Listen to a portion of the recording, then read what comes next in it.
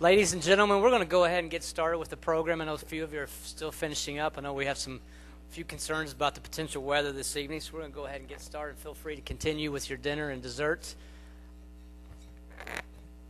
Again, my name is John Marcall, the Director of Athletics here at USI, and we are so glad everyone could join us here this evening. And there are many former student athletes back with us for the first time in many years, and cannot tell you how excited we are about that. And before we start this evening, I'd like to thank the president of the University of Southern Indiana for her attendance this evening, her wonderful support of intercollegiate athletics. If we could please welcome Dr. Linda Bennett.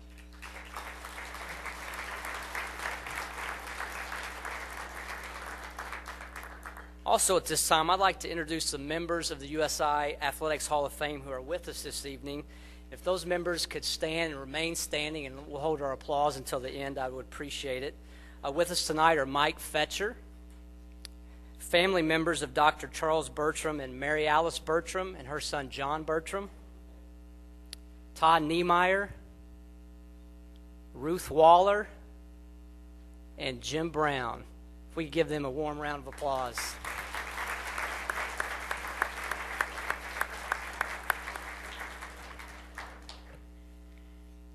About 10 years ago, before we started the Athletics Hall of Fame here at USI, I was having dinner with a colleague of mine at a meeting, and we started getting into a discussion about Athletics Hall of Fame. He was on an Athletics Hall of Fame committee at that time, and we began discussing the merits of a certain candidate. And I made this statement, I said, wow, that guy was pretty good. The guy stopped me and said, then he's not a Hall of Famer. And I said, it's not the Hall of Pretty Good, it's the Hall of Fame.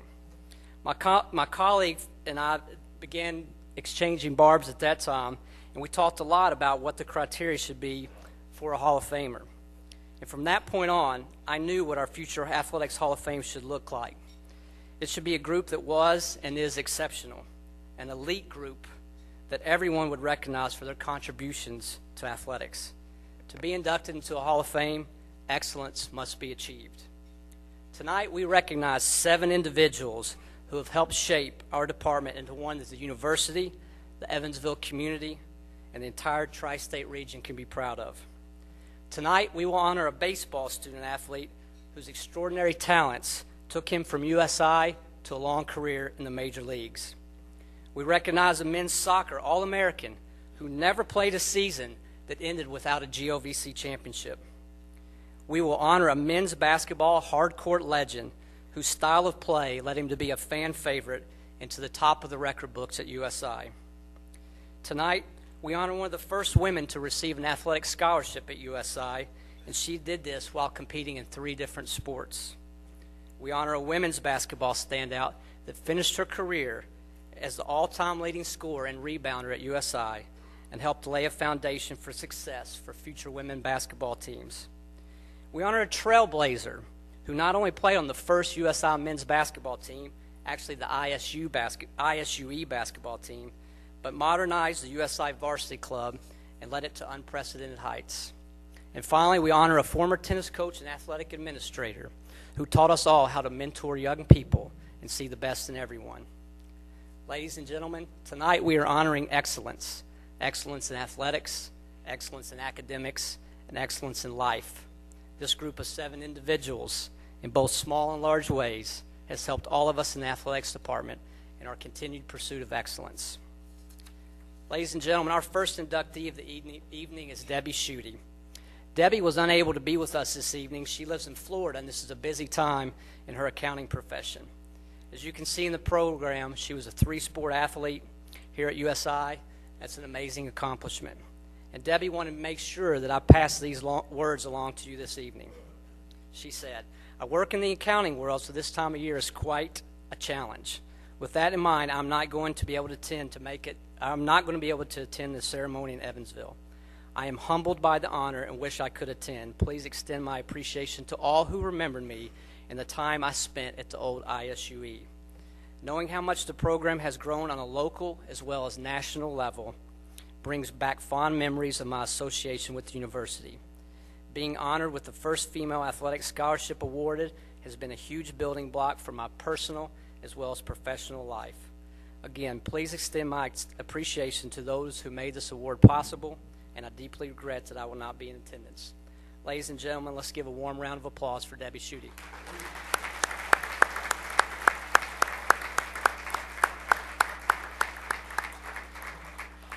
At this time, I'd like to recognize our first presenter of the evening. It's former baseball coach here at USI, Mr. Gary Redmond.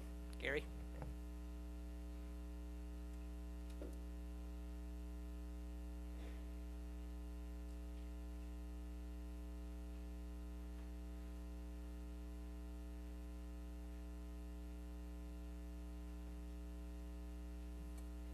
Good evening. When I walked in tonight, John Mark said, "You'll be first." And he knew I was a leadoff hitter when I played, and they don't expect much out of leadoff hitters. You just squat down low and hope they walk you, you get hit by a pitch or hit a nubber in the infield and beat it out. So that may be what you get here to start off with. My high school speech teacher was Larry Bluebaum, and he told me to never start a speech with an apology. But I'm going to do that. I'm going to start with an apology. I just spent about 45 minutes at a table with two left-handed pitchers. I don't know what you know about left-handed pitchers, but I see some baseball people out here, and they don't think like normal people. So my focus on my speech is probably off. And I'm sure I'm thinking like a left-handed pitcher now, and obviously that's not good. And of course, I'm just kidding, or maybe half kidding, but they were introduced, but I just think it's wonderful for both of them to be here tonight for Kevin, a 2007 inductee, and Mike Fetcher, a 2008 inductee, and Todd Niemeyer. So thanks, guys, for being here. They are wonderful guys, and I am just kidding, and thanks for being here for Kevin. Kevin, I'd like to thank you as well before I get started for being this person tonight. First of all, it's an honor to do this. And secondly, over the past couple of weeks, I've had a chance to go back and reminisce over the good old USI days, and that's been a lot of fun. Well, my purpose is to tell you just in a few minutes what makes Kevin Brown a Hall of Fame baseball player.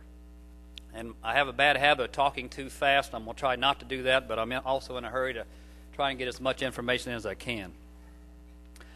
The first time I saw Kevin play baseball was a summer before his senior year at Pike Central High School. It was right up the hill here on the USI baseball diamond. Kevin was playing that day, and I watched him play, and there was absolutely no doubt in my mind what kind of ability Kevin had and what he could do and what he could be. It became a special day that day to see Kevin play, not because of that as well, but I also met two wonderful people that day by the name of Alvin and Judy Brown, Kevin's parents. And it's been a wonderful friendship since. You know, Kevin's getting inducted tonight, and I looked through some things, and most people are going to say that Brownie, which is what we called him, got into the Hall of Fame probably for many reasons. He set a school record in 1993 with a .442 batting average. He threw almost 60% of the base runners out that tried to steal on him. He made first team All-North Central Region. He was first team All-American. He was Player of the Year in the North Central Region. He was a GLVC Player of the Year. He was the first player drafted by the Texas Rangers in 1994. And I could go on. And all these are true about Kevin, and those are reasons he's here. But in my mind, he's got one quality, one special quality that makes him an excellent choice by the USI Hall of Fame Committee. And this quality is kind of hard for people to understand, and it's really hard until you coach and work with people. And it's kind of hard for me to explain, but I'm going to do the best I can. It kind of goes like this about Kevin. Fun for true players is found within the game itself. The fun is nowhere else. The fun is actually playing the game itself. And I've been around athletics now a long time, and I don't see this type of player near as much anymore. So many players have fun doing a lot of activities. They're associated with the game, they surround the game, but they're not within the game itself. Kevin really, really loved playing the game of baseball. Kevin truly got into the game. He got into practice. He got into the mental part of the game, and he was 100% baseball all the time. Some people say if you play like this, you take the game too serious, and that's not true at all. This is simply how you do enjoy playing the game of baseball. And that's what Kevin Brown was all about every time he walked on the field. His teammates knew this about Kevin, and they enjoyed the game right along with him. And to be quite honest, he didn't give much other choice but to do that. I still see this quality in Kevin as he coaches his son Logan. I don't know if Logan's here, but I don't know if he's still around. Is he somewhere? There he is, back in the back. He's got to stand up and walk around. But I see that as he coaches, and Kevin's still got that drive to drive his players and drive his son.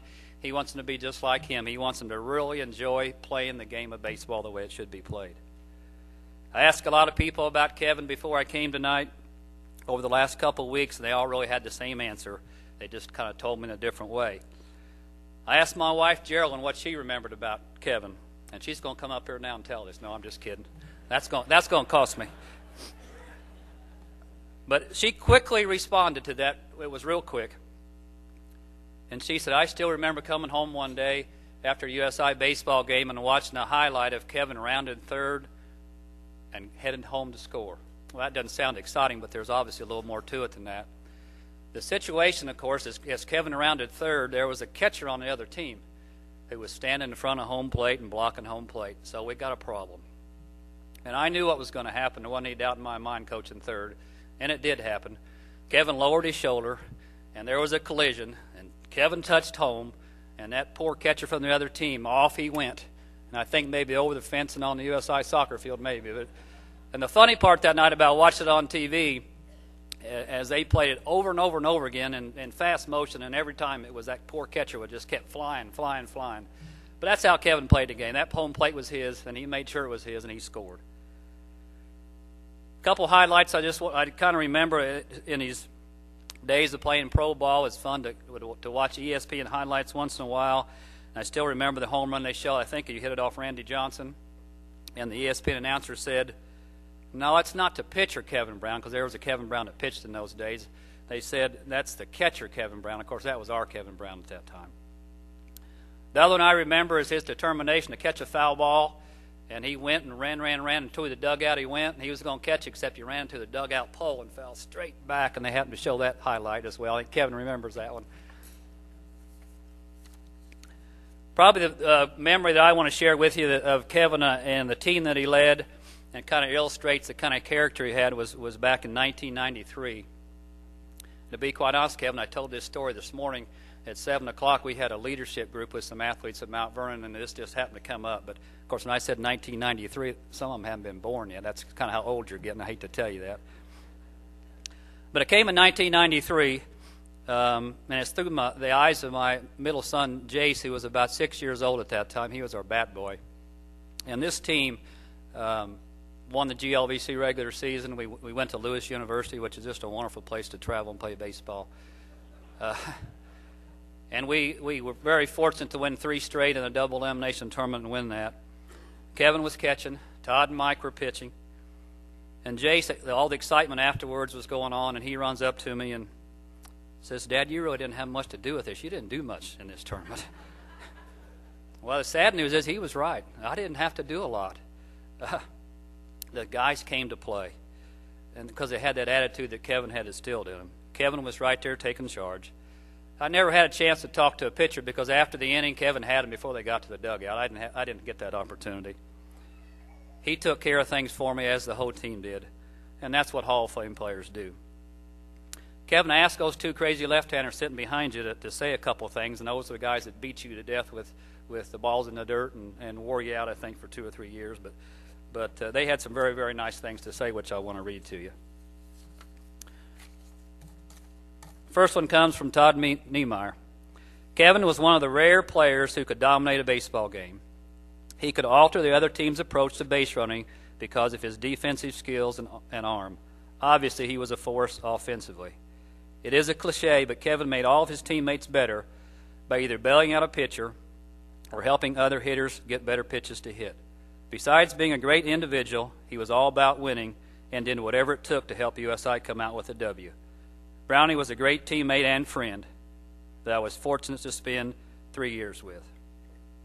Mike Fetcher had this to say, when you think of Kevin, you think of a quote by Theodore Roosevelt. Talk softly and carry a big stick. Kevin was a quiet guy when he first stepped on campus, but he did all his thinking with a very big stick or aluminum bat. Kevin made everyone around him better. As a catcher, you are the field general, and no matter if you were an outfielder or a pitcher, you listened to what Kevin had to say. And this may be the best part. Kevin made my job a lot easier. All I had to do was throw the ball. He called the pitches, and I didn't have to think. which was probably a good thing. With Kevin, you felt you always had a chance to win the game. Kevin is very deserving of the USI Hall of Fame honor. And I kind of want to finish here with one last story about Kevin. I think illustrates what type of person he was, not only on the field, but to also people. We went down to Nashville, my family did, when he was playing professional baseball. We got there early, and Kevin got us in the ballpark, and we shared some time together and so forth. And it was time for Kevin to go to work. Batting practice had started, so off he went, and my wife and I kind of found our seats where we were supposed to sit. At that time, we had two boys, Josh and Jace. They were about 9 and 11, and they couldn't sit very long, kind of like what Logan's doing. He couldn't sit either. So off they were around the ballpark, and Geraldine had her eyeball on him, of course, and I was watching batting practice. And before long, Geraldine said, "I can't see the boys. I can't find them anymore." Well, I didn't have a problem because we're in a ballpark. There's no problems in a ballpark, so I just continued to watch batting practice. But out in center field, there was a couple little blonde-haired kids with ball gloves out there chasing foul balls. So I nudged her and said, "Well, there they are right out there." But Kevin had to get them out there. He had just his personality. He wanted them to be on the field with him enjoying the game of baseball. That was Kevin Brown. I finished with this. I always believed the ultimate for a catcher was to catch a no-hitter. Kevin had that belief. Kevin Brown played the game that way. I'm so glad you came to USI. Thanks, Kevin. Nemo, and fetch me over, bud. We got us a right-hander now to enter the Hall of Fame. At this time, it gives me great honor and a pleasure to introduce to you the third Hall of Fame baseball player, number 23, Kevin Brown.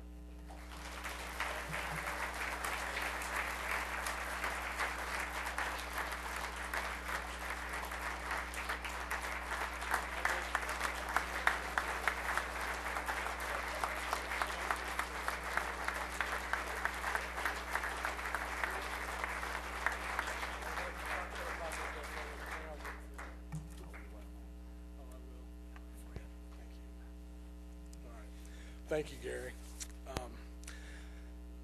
The reason I ran over that catcher, and I had this in my notes, we must think a lot alike. First thing on the top of my notes here is we haven't been here since 1993 together.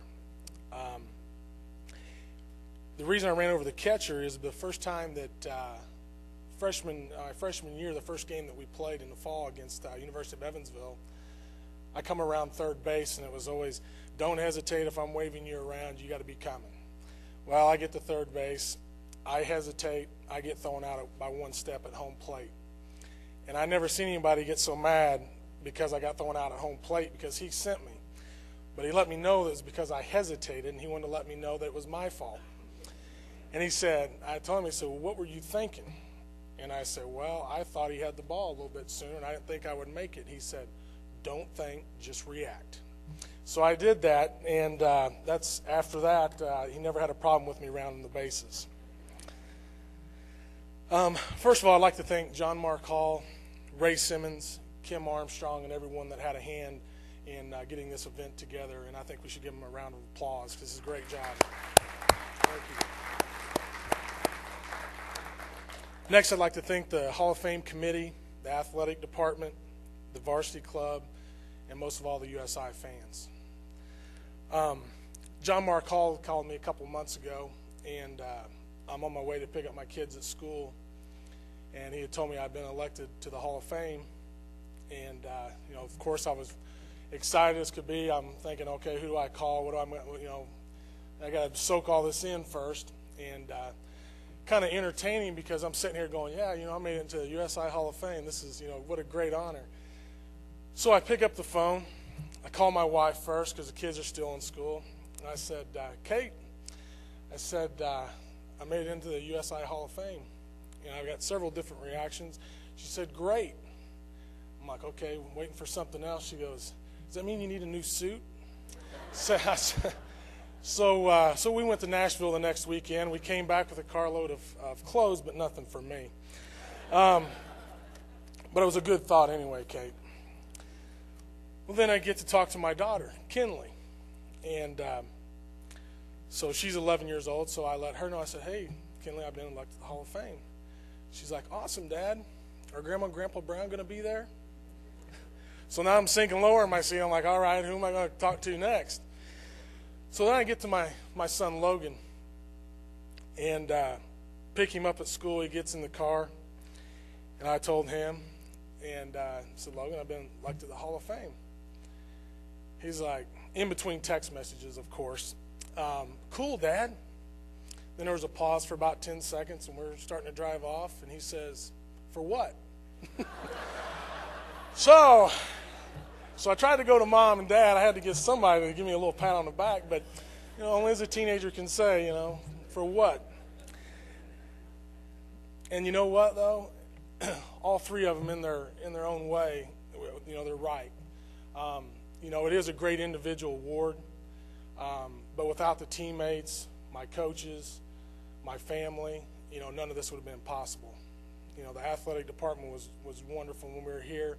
Were always taking care of us so we could go out and do the things that we needed to do. I was fortunate enough that when I came out here my freshman year, and we had a very, very good class. Obviously, Nemo and Fetch were already into the Hall of Fame, and they came in the same time. And one other person, I'm going to get to them later, because thank you, Garrett, for reminding me a few things here.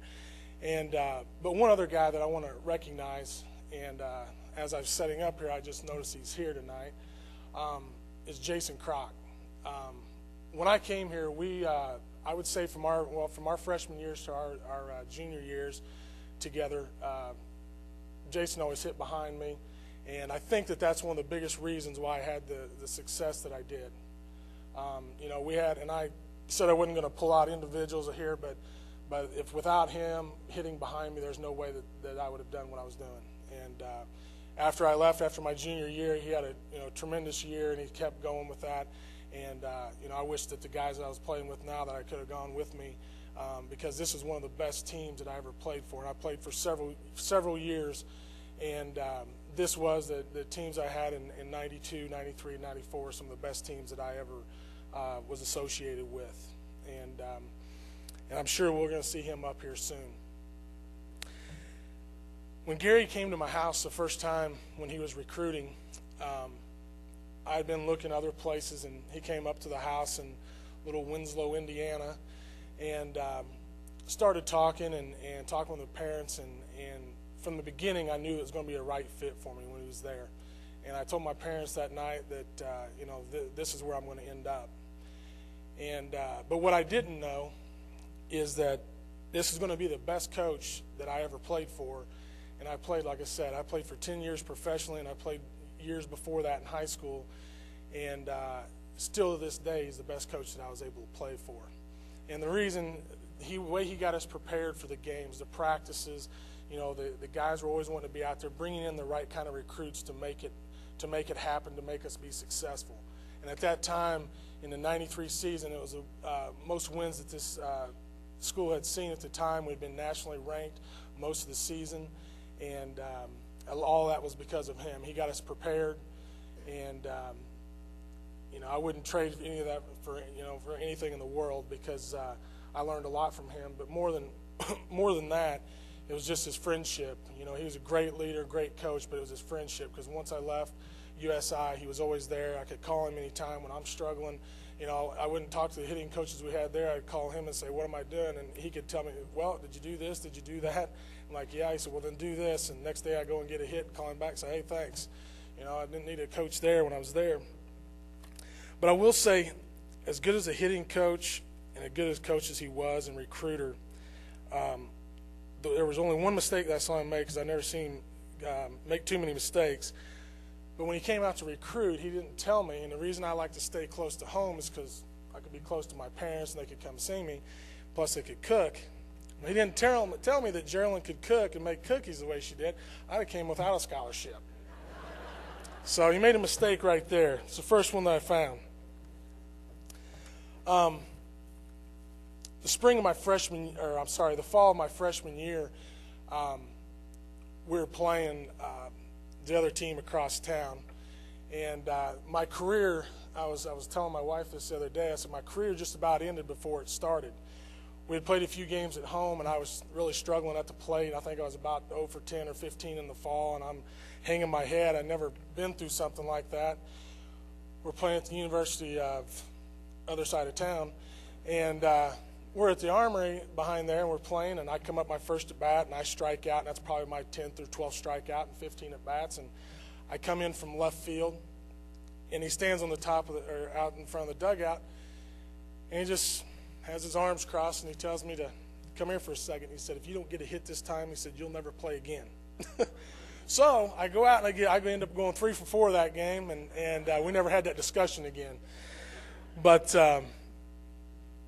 then the next year, that next spring, we get ready to start the season, and I'm thinking, I'm coming here as a catcher. I felt like I was a pretty good little catcher, and he reminded me that I was going to be playing left field for him this fall. I'm a pretty good catcher, but you're going to be in left field. So this just threw me for a loop. I'm like, now did I make the right decision or not? And so I went up and I asked him, I said, why am I playing left field? And he said, because it'll help the team. So I'm 18, 19 years old, and I'm going, helping the team. Does that mean I'm not a very good catcher or trying to hide me out here in the left field? But, I took that as a challenge because whenever I was put out there, when I was put out in left field, and it gave me a chance to look at the game in a different way. And that was something I believe that helped me as much as anything throughout my career, because I was able to reflect on that, see the different things, understand what the catcher needed to do, and I know he was doing it for what was the best interest of me. And, I appreciate that. And probably one of the biggest disappointments, and he brought this up a little bit ago, was my sophomore year. One of the best teams that has ever been here at USI, and we had a great team, and we had it from 1 to 25. It wasn't just the 9 guys that are on the field. We had great players. If somebody would get hurt, somebody wouldn't be able to play that day, anybody on that bench could step in. It was a great group of players. But one of the things that still haunts me, and I was talking about this the other day at work, is we were ranked in tops in the country, and at one point, and we go to regional, I think in South Dakota, North Dakota, and we were the #1 team coming into that region, knowing that we're going to go to the World Series. And somehow we made a very quick exit. We lost 2 games in a row. We didn't hit very well. We didn't pitch very well. We didn't do anything well. And still to this day, that haunts me, because we were 2 games away from going to the World Series. And I wish we could have those times back, because that would have meant a lot to not only myself, but I'm sure the guys that are sitting in here tonight. But with all the ups and downs throughout my career, probably the best thing that came from being here was the friends that I made, and with the staff and the players. And there's a couple other people I'd like to recognize before I move on here to the left-handed pitchers. A lot of people probably won't be talking about this, but a couple doctors, Dr. Ed Brundick, that was with Orthopedic Associates, Bob Tank, that's with Pro Rehab, and then also Chris Diaz, who was a trainer out here at the time I was there. I was fortunate enough that I had some, great doctors to be around, because I had several surgeries over the course of the time, and they always took care of me, and they always liked USI Athletics, and they did a great job. 2 other coaches I'll bring up just real quick, and the late Malvern Redmond and Roger Hughes. 2 coaches that when we came out here that helped. Malvern would help with pitchers and wasn't around him a whole lot, but one thing that they kept the game fun for us. They were always joking at the end of the bench. Guys were really loose. And Roger Hughes came out here my sophomore year, and he was big, loved baseball, loved the coaching. And it showed, because I tell you what, the time that I was with him that year, I never had anybody that worked us any harder, even when I was as I moved on. And he prepared me very well for the next step, and I think both of those guys. Like I said, we had 2 other players, Mike Fetcher and Todd Niemeyer. And the other day, I watching a video. I was talking to Fetch. Last night I came out here, and was telling me about the videos that they have from the last Hall of Fame elections. And 2008, when Todd Niemeyer got elected, he reminded me of Todd. Most of you know that Todd's a doctor, and he said every time that you go and see him, he charges you for saying one or two every time. And I didn't forget that. And I've got a bill for both of you, and I'll bring those to you here in a little bit, because I know I caught you guys 30 or 40 games throughout the course of that time, but I have your bills here, or we can work something out, Todd. I do need an exam. Well, there's a couple other people, and I'll close here. I'd like to thank my brother, Keith, and my sister, Joellen. They were very instrumental in this. They played a lot of catch with me. They coached for me when Mom and Dad couldn't be there, and most of the time I was the ball. I was a little bit younger, so they want to play football. I was like, sure, and I always ended up with a football and on the ground. But thanks to both of them for their support. Last would be my parents, Alvin and Judy. They both coached the teams, and everybody said, your mom coached the team? Yeah, when Dad was working, third shifts or couldn't be there at practices or whatever it may be, Mom would be at the practices, and her practices were a lot rougher than Dad's because she made us run because she didn't know what else to do. So, but I've never seen two individuals that love the game more than they do. And it's not just baseball, it's football, it's basketball, and I'm not going over there Sunday for the football game because you can't watch it because they're too busy screaming and complaining about the game. But I've never seen two more individuals that love the game more than they do, and I've never seen two people that love their family more than they do. And without them, none of this would ever happen. So, and I appreciate that. Thank you.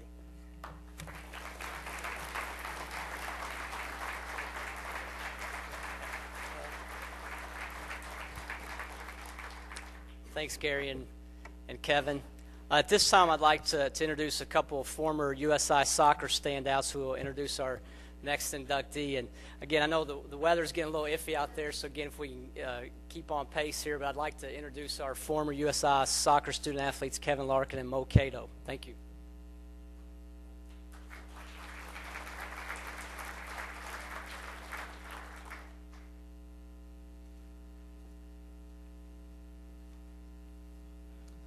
I know Mark has mentioned that I guess I'm on a time limit after the baseball team. I was told I only had 3 minutes. Anyway, I just wanted to start off. It's interesting. 22 years ago, I was in this exact room, and it was a situation that had developed. Our soccer coach had resigned, and Dr. Arp had just newly got promoted to athletic director, and he had asked myself being co-captain to present the soccer award since the coach had already left town. The only problem was that when I followed up, there were no soccer awards to give out. So my co-captains and I did some quick thinking, and we came up with a few awards. And a friend of mine that's sitting at our table here, he was actually awarded an old soccer boot as for most goals scored in practice. We won't go about or talk about the games. So, but I mean, that was a good example of how we started off that soccer presentation. So, nevertheless, more importantly, we're here to honor my good friend Stu Dowds. Stu and I have been best of friends since we were 16 back in Toronto, Canada. We played youth soccer together on a team that won the Canadian Championship as well as the North American Championship. Even though Stu and I are in different parts of the world, Stu now lives in Halifax, Nova Scotia, which is out in Atlantic Canada, and I'm in Detroit. We still stay close in contact with each other on a regular basis. Stu actually had a number of scholarship opportunities before deciding on USI. I know University Nevada, Las Vegas, University California had talked to him, and he settled on University of Southern Indiana. Stu, he's a very caring and kind person. two of us were roommates actually when MASH, the first year MASH was built. And it was interesting because I was a freshman at the time, he was a senior. It seemed like I was doing a lot of dishes that year, so we need to talk about that later. Seriously though, Stu was a person responsible. I mean, the kind-heartedness of him, that he was very instrumental in myself being recruited to come and play and attend this great institution. And for that, Stu, I really thank you for your kind-heartedness. Stu's family, his dad is Jim, his mom Esther, and his sister Linda. But out of our group of seven, there were 7 of us that were best of friends back in Toronto. And it was interesting, when we were teens, Stu always had the serious girlfriend, and I was the one that never really did have a serious girlfriend. So it was interesting, 22 years later, here we have Stu single, and I was the first to go of the group. But Stu, anyway, I could not be more honored to introduce you, my good friend and brother for life. You are a great person and deserve all of this distinct honor.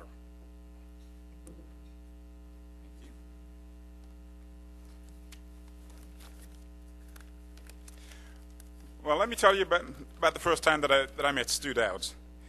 It was August of 1981, and I know that's dating myself and Stu a little bit, but we were recruited to come to play soccer at a school called ISUE. And at that time, we really didn't know anything about the school. It was just an opportunity to play college soccer. So on that day, Saturday in August of 1981, the coach called me and said, you know, there's a couple of other Canadians coming down from Toronto. You might want to get in touch with them and maybe ride down together. So I called Stu and these other 2 Canadians, and we met. And the first time that I saw Stu, which was that day, I thought, you got to be kidding. This guy's 6'1", 6'2", about 130 pounds. He is not a soccer player. He looks more like he could run cross country, but there's no way he can play soccer. Well, that's what was going on in my mind. And so we had what was supposed to be about a 12-hour ride down to Evansville. It turned out to be about a 15-hour ride. And I don't know if any of you remember what a 1973 AMC Gremlin looks like, but that was the car that we rode down in, a 1973 AMC Gremlin with 4 soccer players from Canada. And I remember that we arrived at Westwood Apartments at 2 a.m. Sunday morning. And when we arrived in Evansville, we all looked at one another and said, this is going to be fun. And we have been friends since that day. So it is my profound privilege to be here tonight to support my friend and my former teammate as the first soccer player to be inducted into the Hall of Fame. From 1981 to 1984, Stu Dowds was the anchor on our defense for the Screaming Eagles men's soccer team. He was our captain and our leader, and he was also our motivator in practice every day and for every game. He led by example, just the way that you would expect an All-American to lead. He was very cool when he had to be, very calm when he had to be, but he was also very ferocious when he had to be as well. On the field, Stu was definitely an intimidating force. He played in the back as our sweeper. And for those of you who are not familiar with soccer and what a sweeper is, the sweeper is the last man on defense.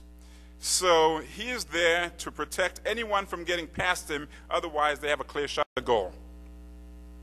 So Stu had this role for 4 years, and I can tell you that it was rare that anybody ever got past him. He was that good. But you know, despite his tall and slender frame, opposing forwards were frightened of him, because the word soon got out that the sweeper on the ISUE team is a very talented and dangerous player. And so every time the opposing team had the ball, they tried to shoot the ball from a distance rather than trying to attack Stu, because they knew that they would be in a dogfight. He was definitely a fierce competitor, and he played the game with an unmatched tenacity that I have not yet seen since then. The one thing that Stu probably never got enough credit for was how smart he was as a soccer player on the field. We all know about his natural God-given abilities, but he was a smart player. As a sweeper on a soccer team, you have to be very intelligent. You have to be smart. You have to be able to understand the game and read the game. And Stu was all of that. He was able to organize our team from the back, and he was able to stop breakaway after breakaway after breakaway. He made everything look so very easy. But let me tell you that it was anything but easy. He just made it look that way. People often talk about Peyton Manning and how he's such an intelligent quarterback, and how when he gets up to the line of scrimmage, he's able to read defenses and adjust to the game and read the plays quickly and adjust. Well, for 4 years, Stu Dowds was our Peyton Manning on the soccer field. He understood the game. He understood the strengths and weaknesses of the other team. He understood how to get inside his opponent's head. And he understood, most of all, what it meant to win. He was a true competitor. Stu played the game the way that I try to teach my players today. I try to teach them to have the same intensity, the same passion, the same guts, and the sheer determination that Stu Dowds had. It's a rare quality in a soccer player. I wish I could duplicate it in every one of my players, but Stu Dowds definitely had that quality. Our team from 1981 to 1984 may have been one of the best teams in the program's history. But as good as Stu Dowds was, there was a man behind the scenes, and that was our coach, Andy Byrne. And Stu, I know that you talked to Andy Byrne last week. I had the opportunity to talk with Andy Byrne last night, and he wanted me to pass on a few words to you. So, from Andy Byrne, I quote, "Tell Stu that I'm sorry that I couldn't be there tonight, but I'm very proud of him and what he accomplished on the field. In my 30 years of college coaching, he is by far the best sweeper that I've ever coached. His induction into the Hall of Fame is well-deserved, and I'm very proud to have played a small part in his development as a player and a person." End quotes. I couldn't agree with Andy's sentiments more. It was my pleasure to be on the same team with Stu Dowds for the 4 years, and I am so deeply honored to be a part of this induction this evening. Stu, congratulations, you deserve it.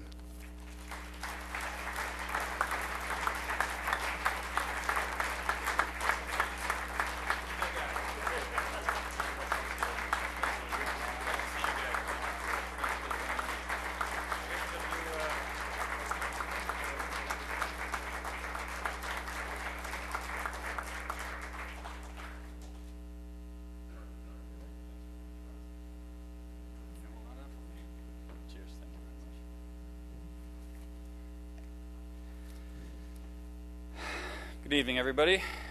I said I'd give you guys $50 if you said some nice things. I think I owe you about 100. So, yeah, okay. And I also thought that I might have to get some sort of sentence that said it's been a while since I've been out and about in Evansville, so I could get at least 3 Canadian terms out that I got mocked for all the years I was down here. But I think Kevin and Malton covered those pretty well for me. So.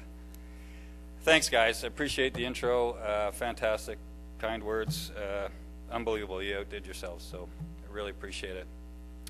I'd like to thank everybody for being here tonight, and everything that's happened with USI and being inducted is it's mind-blowing for me. I really, really did not ever expect something like this to happen, and you know, really, it gets me inside. It's such a wonderful thing, and I appreciate everybody from the athletic department, Jean-Marc, Ray, everybody, the alumni, everybody. It's been fantastic, and the people that decided to induct me, I thank each and every one of you. It just sincerely, I really appreciate it.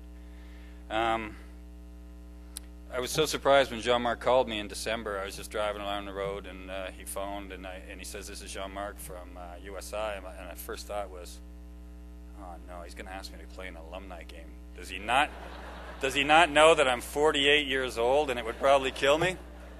I was just driving along waiting for it, and when he said, "Oh yeah, we're inducting you into the Sports Hall of Fame," it was all of a sudden it was just like I pulled over and I sat there for a second, and I was just dumbfounded. I mean, I could not believe this was happening. So I don't know how to put it into words. It was really fantastic, and I went back to work, and I happened to mention it to somebody who had a Christmas party that night, and I got hauled up in the middle of the party. They stopped the band, and they hauled me out on the floor, and they announced it, and everybody was clapping, and they said, he was an All-American, and everybody was going bonkers, and they were just like cheering. And then after, they were asking what is an All-American. They had no idea what it was. They all thought it was a fantastic thing that I accomplished, but they really didn't know what the hell I was talking about. So I was kind of amused by that. But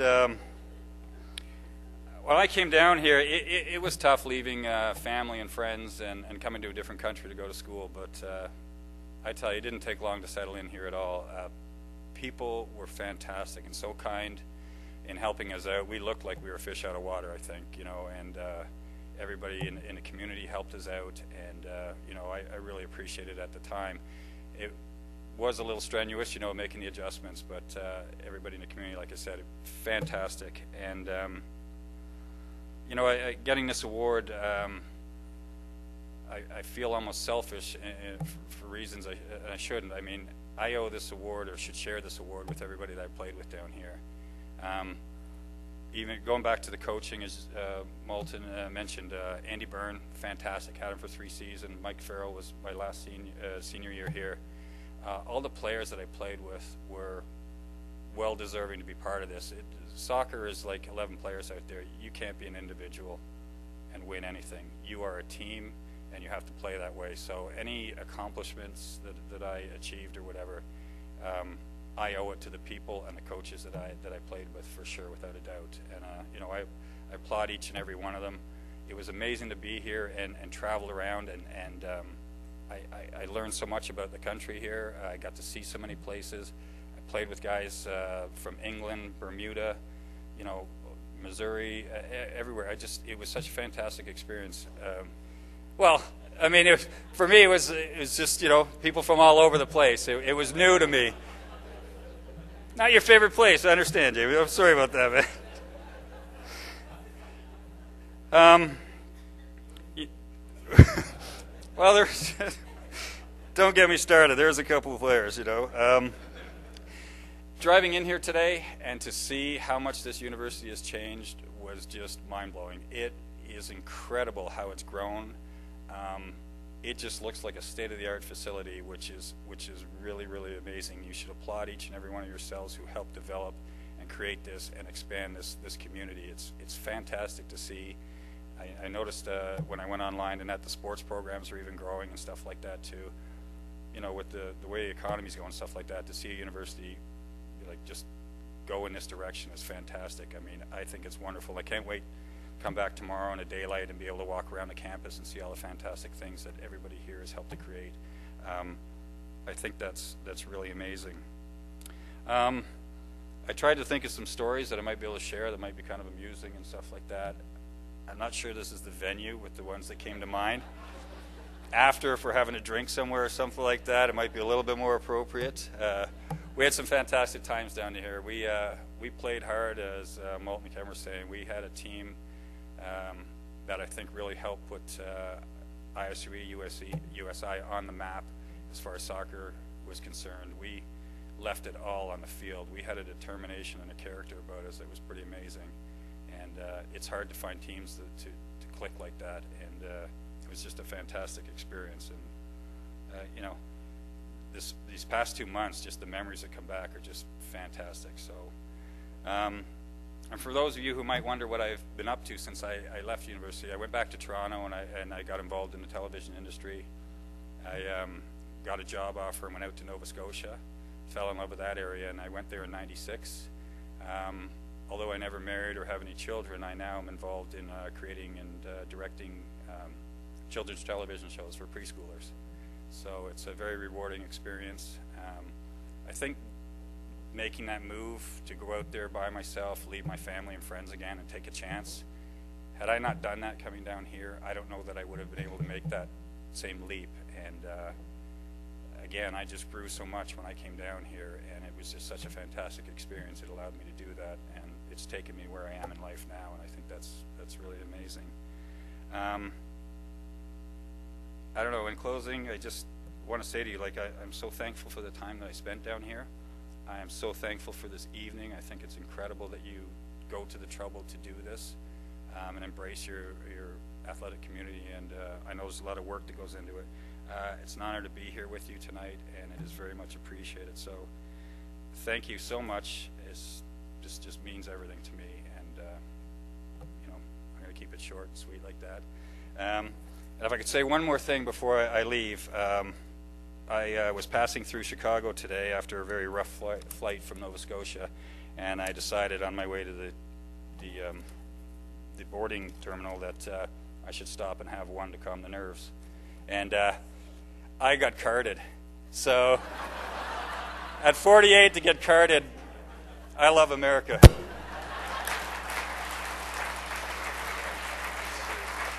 you very much. Appreciate it.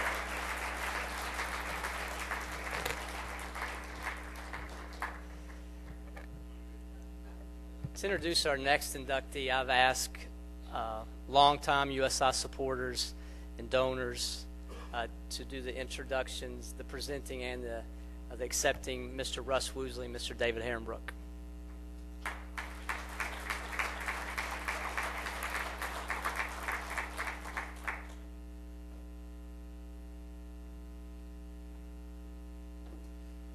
Good evening. We're going to save you some time because we don't have to talk about Bill's athleticism. Unless John Dean wants to share some stories, but this won't be about athleticism. I don't know what they're putting on the board behind me, but Bill's no longer with us. He died in 2005, but he was a member of the first Indiana State University Evansville men's basketball team and 1968 Male Student of the Year. I'm not sure what that entailed. I never heard of such award, but Juergens never forgot his early association with the university. He joined the varsity club and gave his leadership to many activities. Becoming a member of the club's board of directors, 1994, serving on its advisory board, Juergens served as treasurer, vice chair, chair of the varsity club board of directors, co-chair of the club's steak frying auction and golf scramble. He helped transform activities into major annual fundraisers for USI athletics. He also coordinated the 25th anniversary recognition of the first men's basketball team, which I see John out there. I don't know if there's anybody else here from that era. And after USI won the 1995 USI National Men's Basketball Championship, he initiated the formation of the USI Letter Winners Association to unite all student athletes after their intercollegiate careers ended. In 1998, Juergens received the USI Alumni Association Alumni Service Award. As the bio indicates, Bill's association with this university started well before this building was ever built. Being on the first men's basketball team and attending college at Centennial Grade School, which was where I took orientation and where ISUE started, Bill watched his university grow from some very humble beginnings. Not mentioned in Bill's bio is the annual memorial tournament in his name. After Bill left his bequest to the university, it was discussed by then Coach Rick Curtis in the athletic department of a need of an early season tournament to get our team ready for the rigors of playing in the GLVC. When you play basketball at the level that USI does, it's hard to get somebody to come here and get beat up, especially good teams. So the monies generated by his bequest allow USI to attract and assist incoming quality teams and to put on the Bill Juergens Memorial Tournament. I'm not a collector, but I do carry around this program from the very first. Carry it in my briefcase. It reminds me of Bill and his dedication, his volunteerism to this university. It also reminds me how important volunteering can be and how effective it can be. He was very much a volunteer, contributed his time to raising funds for student athletes. If success is measured in friendships, Bill was one of the most successful people I know.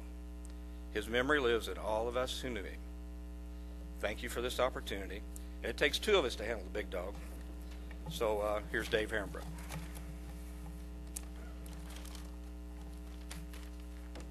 Thanks, Russ. Russ, Bill, and I were great friends for many years. Russ grew up with Bill, and I went to work for Bill when I graduated ISUE back in 1976. We always had a saying when we worked with Bill, we were the ones that were always getting our hands dirty. Or in other words, we were the ones that always did the work. Bill's take on it was he was the brains behind the organization and the efforts. And I see it holds true today because Russ and I are still doing his work, and we're happy to do so. It's hard to believe that it'll be 5 years in April since Bill's passing. A former teammate of Bill's, Robbie Kent, told me recently that he thought it was very appropriate that Bill be inducted into the Hall of Fame.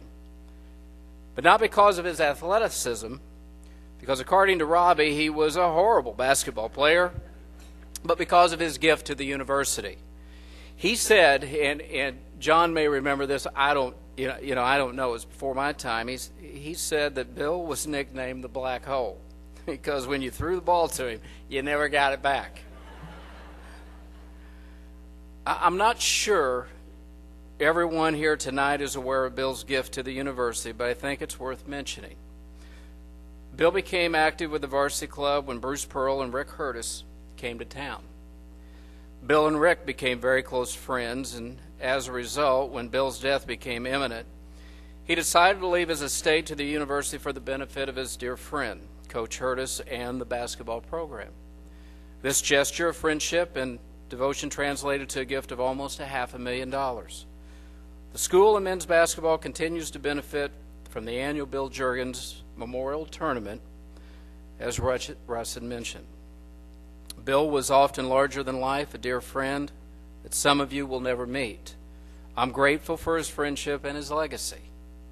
It's an honor for Russ and I to accept this deserving award for a man who adored this university. Thank you.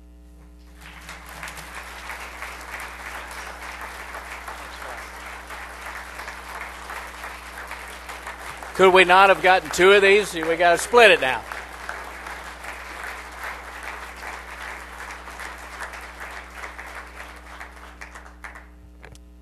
Let's introduce our next inductee, former USI tennis player, Mr. Tony Bacon.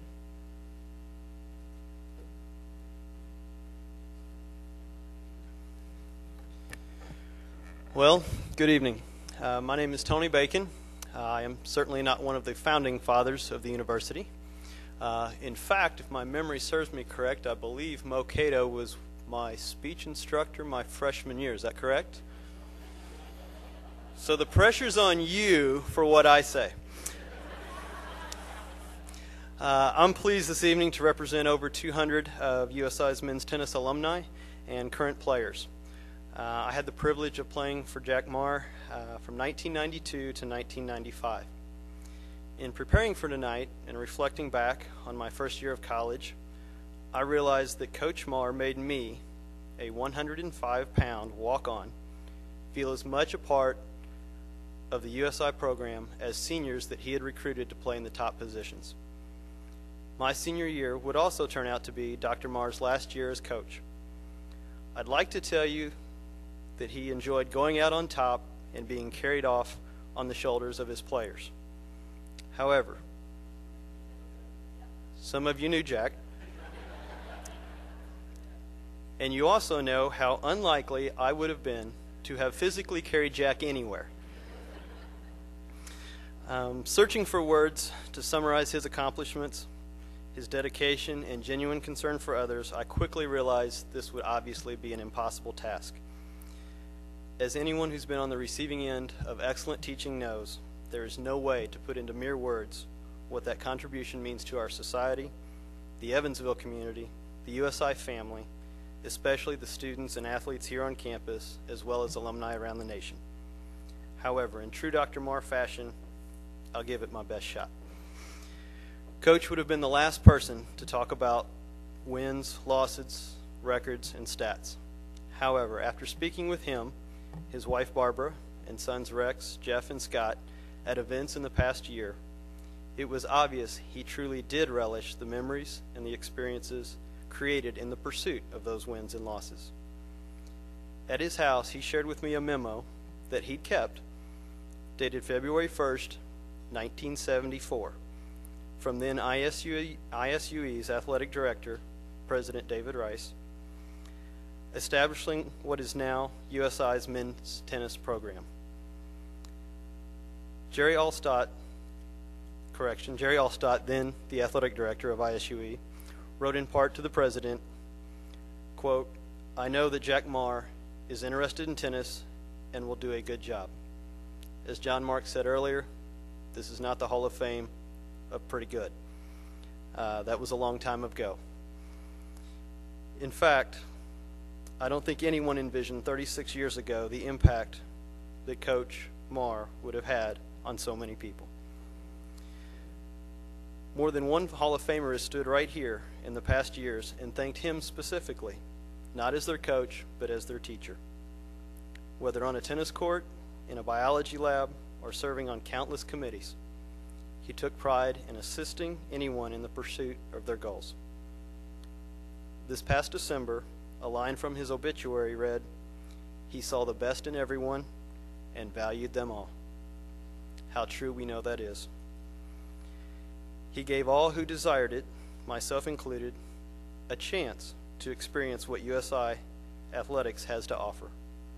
His effort made a great impact on both the cohesiveness and competitiveness of our teams.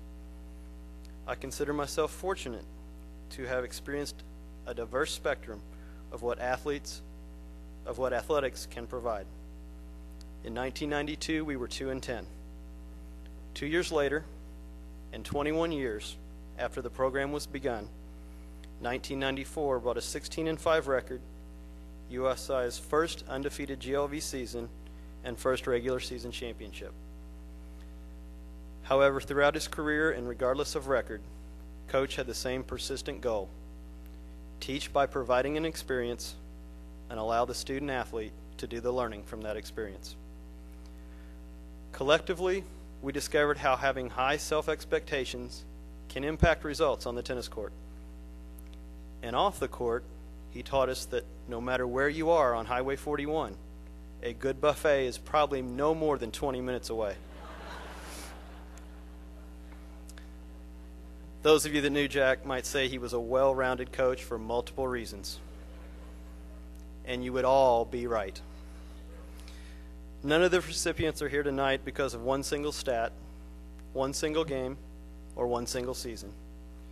In Jack's case, it's ironic that this individual honor is truly a result of his lifetime's commitment to others.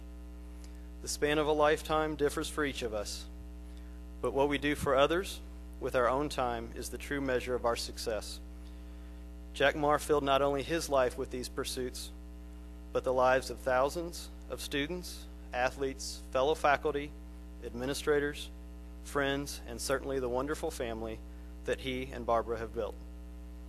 It is a personal honor on behalf of an infinitely grateful university to present my coach, Dr. Jack Marr's family, with this Hall of Fame induction. Accepting this honor tonight are his wife Barbara and two of his three sons, Jeff and Scott.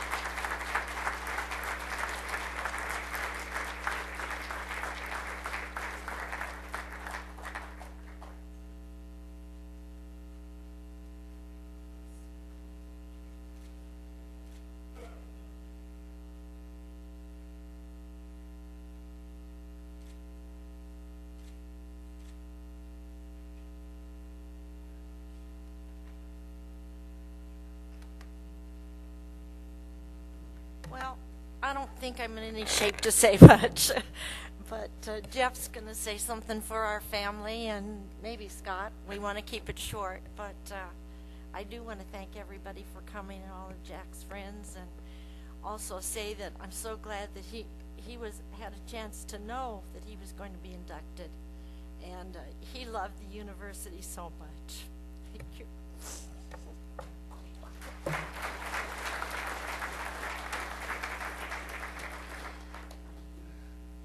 Thank you folks very much for coming out. I'm sorry I was at the IU Purdue game the other night, and my voice kind of affects the fact that I was there on the losing end.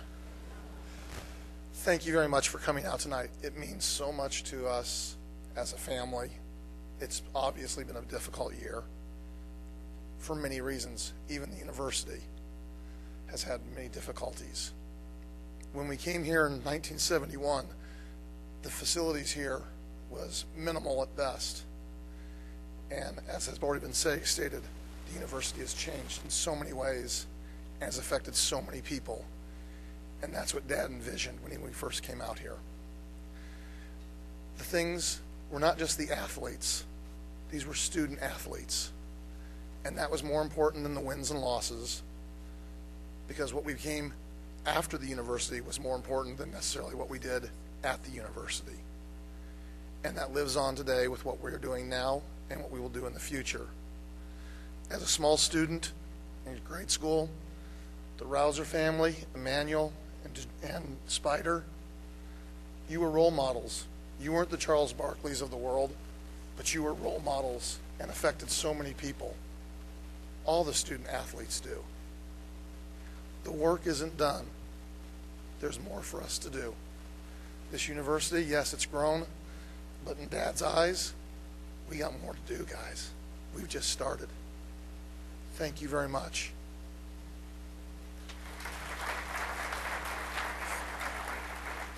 My older brother wasn't able to be here, but he asked me to read this. It says, a coach is a mentor, and the good ones do much more than teach athletic skills. The best coaches are the ones that prepare us to succeed in life.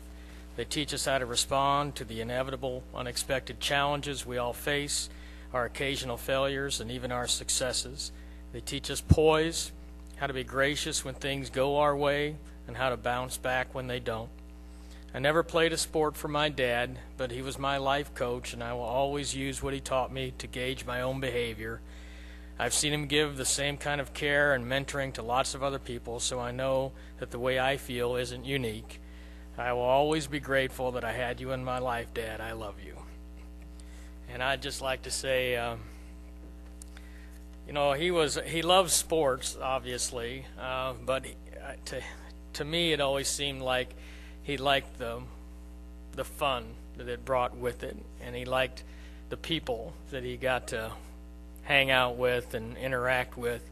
And so I know that it meant a lot to him, this honor, and I'd like to thank you all. And it made the last days really, we had something to smile about when we knew this was coming up. So thank you very much.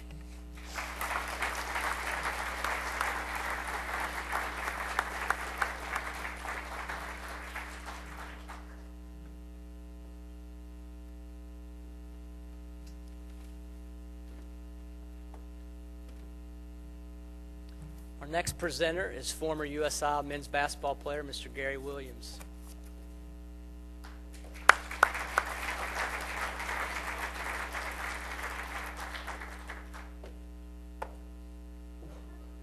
I know the weather's getting bad, so I'll definitely be brief. But I just want to say that knowing Spider out, it was one of the best moments and times in my life. I met Spider in the early 70s, and it's been mentioned that Jerry Allstar was the athletic director. He was actually our basketball coach at the same time. And he told us one summer that we're going to change this place around. I'm going to bring you in some ball players that can really help this university and make things change. So everybody was happy about it. At the time, I was the only person that knew. Well, that's when I actually met Spider and several other guys that at that time was thinking of coming to the university. But as it worked out, Spider was the only player that came to the university at that time. And instantly we became friends. But I thought, seeing a guy as skinny and tall as he was, that I knew that my playing time was going to be safe. I was never so wrong. He was the most tenacious and hard-working guy you'd ever want to be around. And also in that time, he became my very best friend. So I know his times are short, but I just want to say that I love Spider, and I'm really glad and appreciative for what's happening tonight. And on behalf of his family, I'd like to present this award to his sons, Darius and DeJuan Jr.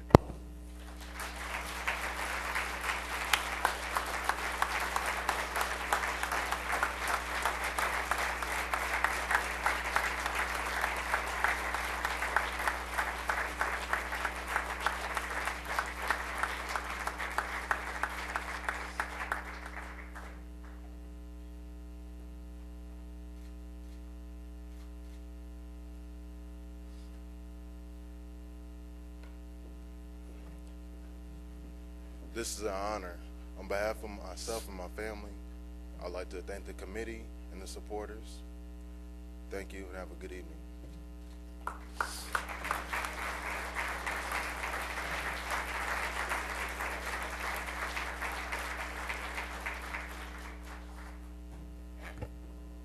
Our final presenter is another former student athlete here at USI, former women's basketball player, Miss Monica Ocker.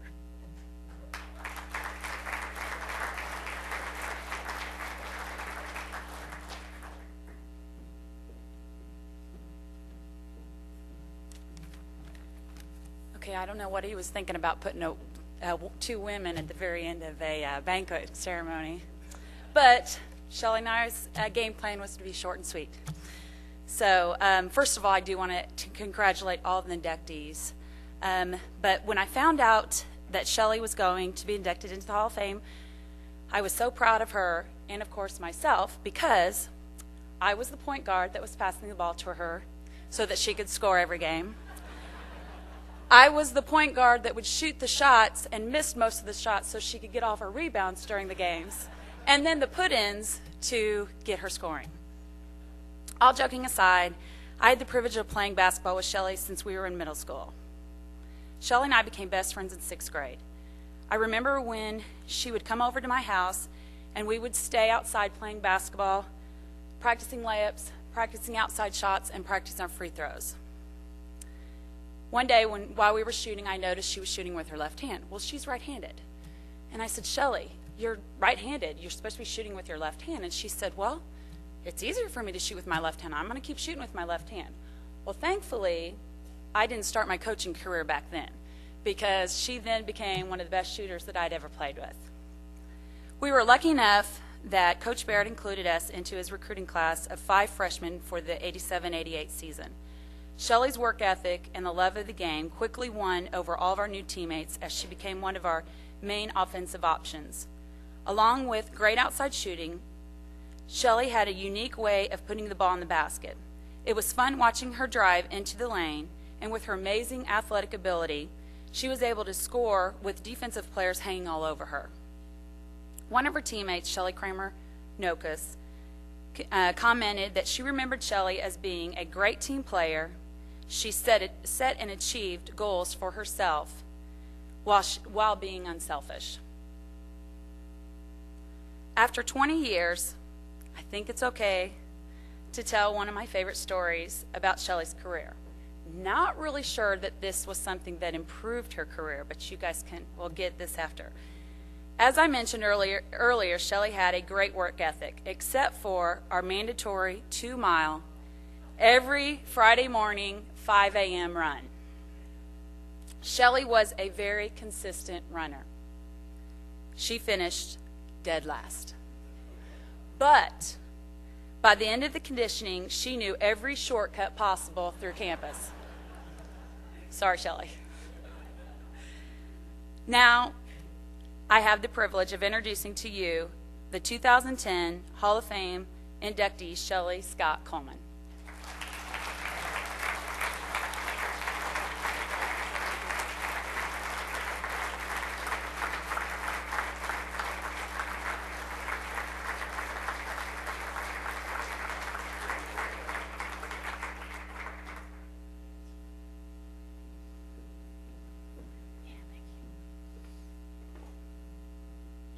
First, I just want to thank you, John Mark Hall, Kim, for arranging this, everyone else who was involved.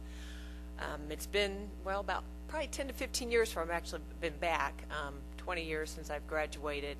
And to come back in this room and see all the familiar faces, and I don't know how you guys do it, but none of you seem like you've aged.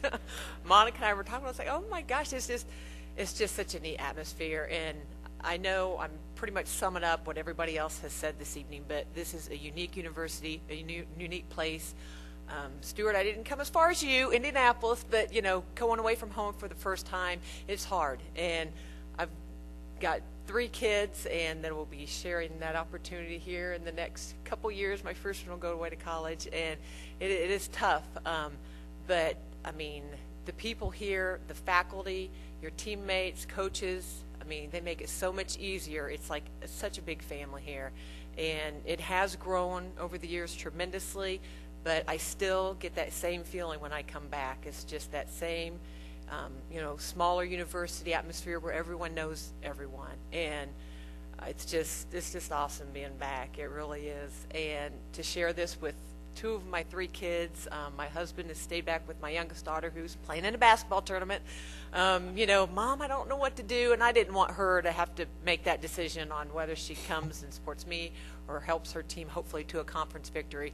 So I said, you know what, you stay back with Dad and, you do your thing. And so I've got my other two here. And it's just an honor to have my children here, to be a part of this. And, others have commented, teammates. I can't just express to you how much of a family atmosphere it is.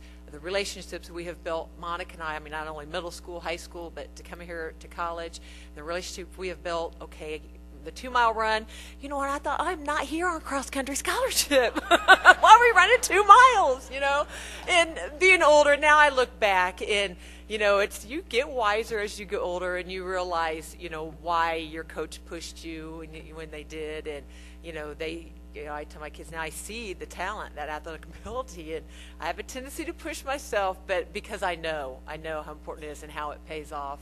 And we still get together, and believe it or not, now we're in the Indianapolis mini marathon. About 7 or 8 of us once a year get together, and it's just a great time. And I wouldn't trade these years for, anything in the world. And I want to thank Coach Barrett for bringing myself to the university. Coach Dugan I was blessed to play with her my senior year, who's done a great job with the program. And, Rick and he was on the men's team while I was here on the women's team. Just great person, great coach, has done a great job with the program. And I think it's neat also just how the different athletic departments programs support one another. And that doesn't seem like it's changed a bit with the relationships that are here today. And I'm just proud to have been a part of that. And I thank you. And I said I was going to keep this short and sweet. And plus, I need to get those pictures off there. So the sooner I get off the stage, the sooner those pictures will come down. But thank you. Thanks again. Thank you.